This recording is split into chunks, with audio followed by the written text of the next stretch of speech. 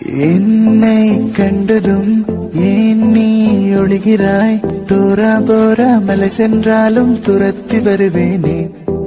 உன்னை நீங்கி நான் எங்கே செல்வது? உன்னுள்ளங்கையில் ரேகைக்குள்ளே ஒளிந்து கொள்வேனே. வரவே இல்லை ஒரு